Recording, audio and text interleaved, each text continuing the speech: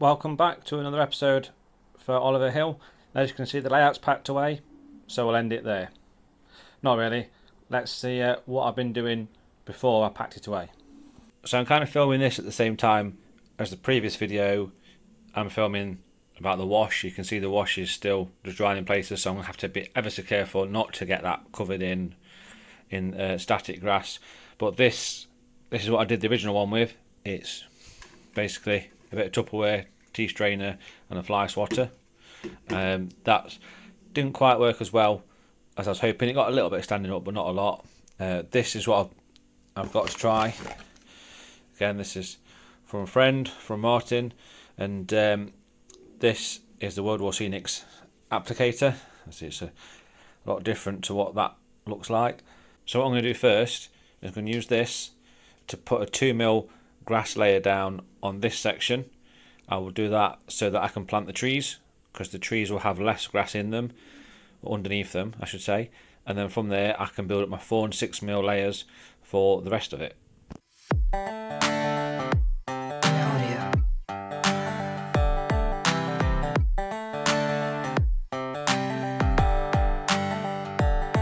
Before I put this first layer down, this is static grass that I'll be using. So it's a summer 2mm blend. So I'm going to use this to put the base layer down, just in this bit now, just to show you, and then after that I'll continue on the rest of the scene. So first thing I'm going to do is to load up the static grass. I'm actually going to take out, firstly there's a little bit left in here, so I'm going to take that out to begin with. And I'm going to load my 2mm into this. So now what should happen is put this down to here, turn this on and give it a nice little shake. So I don't know if the camera will pick it up, it's still got the wet PVA, but it is stuck up a lot more than the last one. This is only the first layer, it's just a base layer. So the method that I've just shown you, I'm going to do that for the rest of this section. So this is the 2mm. It's added a decent covering. It's better than just the flock layer. It's not amazing, but I think maybe the holes in the static grass applicator may be too big, but I hope that's focused. It's looking okay. I've done this area. I'm really impressed with how the centre section has come out. That's just how I wanted it. So that's good. And I've also, the reason I'm in zoomed up mode is I've also done a 4mm pass over here. So as you can see, it's much better. I've got a little bit, if I just come down here. See, so this section, I've got mucky fingers because I've just been doing some more soil. But this section was the original grass with the £5 one, and you can see it's okay, but it's not really stood up. Whereas this is the first layer of static grass.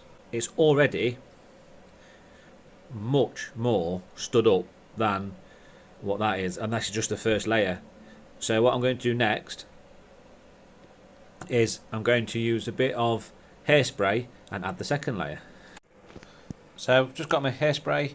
Literally all I'm going to do is spray over this grass with the hairspray, and then I'm going to put another layer of this summer grass on first, and then once I've done that we can then start going back with the autumn straw grass. Second layer of the static grass, and it's really starting to come to life now. So the next will be a layer of the straw grass, just to get a bit more variety. So I've tidied up, and so we've got all this area is now done. I may give it a bit more in here, I'm not 100% sure yet. They've got a layer of static grass up to about here of 4mm. Try to get a bit of variety, make it look a little bit different in places. I've hoovered and tidied, but this is how we're sitting. I also decided to give this, because this was the coarse burnt grass, I've given it one layer just to tie it in, because it stuck out like a sore thumb. So it just adds a bit of variety. And I've done this as well up to here, so that's where the trees are going. So I think we're now at the stage where we can look at getting these trees in. So I've put the trees out to get a rough idea. I'm trying to blend my original trees with these new Heki trees. I'm thinking something a bit like this. So just to cover the entry, I've just put a box car on just to make sure of the clearance.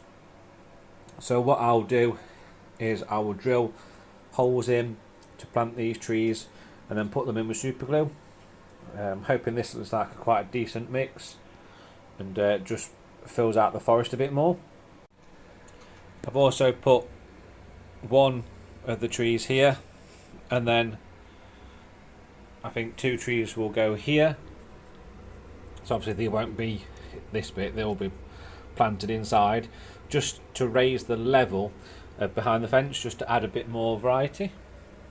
So I've used a variety of products to try and achieve some bushes. So we have this, it's like a little mat where you peel it off just into like this looking, and then you can peel it further and make different bushes and stuff like that. I've also got this mat which comes on this backing, so you can just glue that down as one whole section, but as you can see I've torn it into bits, took the backing off it and been sticking it down. And then we've also got some of the Scenecraft items, and these are the 2 products. So we've got the Martin Wahlberg Scenic Studios for this little autumn gold mat, and then the Wild Area Bushes is a Model Scenics. So let's go on to the layout and see what they look like. So firstly, I've used it for bushing here. So I've just got a little bush on its own, and then this little bush just to hide the edge of the back scene. I've used a couple of the Heki trees. I've managed to squeeze them in here and here just to give a bit more height. But then you can then see various bits of the bush I've cut off and put into, and then added a few bits more. Again, added another Heki tree. I have to show you all this when I've got the lighting unit up, because the yellow lights in the garage don't really show it in the best of colours. I've got a few more here just to add a bit to the scene. Then a few bushes here, and then you can see I've planted the trees, so they're all now planted. Just box car out the way, that's the scene how it will now sit. And I've also got, coming down here, the DRR back in, just for the bit of interest for the children and the mums that like to find things, and dads as well obviously, but it seems to be mums and children seem to want to find things more. So the last thing I'm going to do today is I'm going to do this area here. So to weather this area, as it was previously weathered here, I don't want it to be bright like this, just want to take the edge off it. I'm going to use my coffee cup. I'm going to use this cup, and inside it's a coffee and a tea bag. So it was a method I saw at a show, asked somebody how they did it, and they said what I do is I do this method.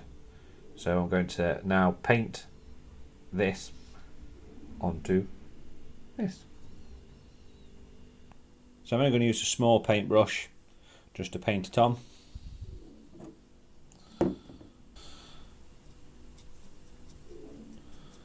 And it's just literally paint on the watery mixture.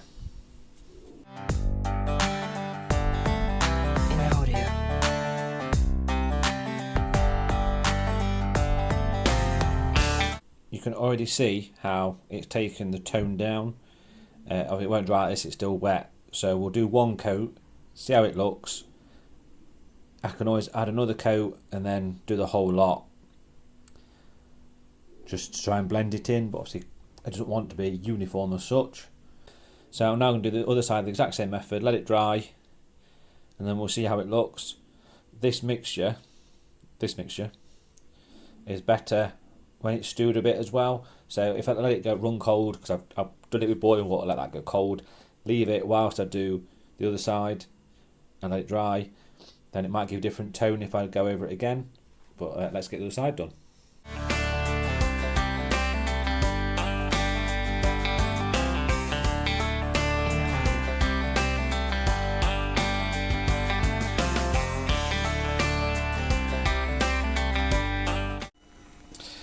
So you start to get a texture that looks like this. We can build it up then, either as light or as dark as you want.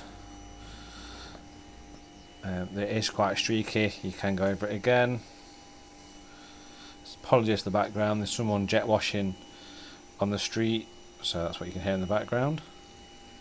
I've also, if you look really closely, and I can focus in, I've also added the animals back in for the children and the parents to find. So I've got those.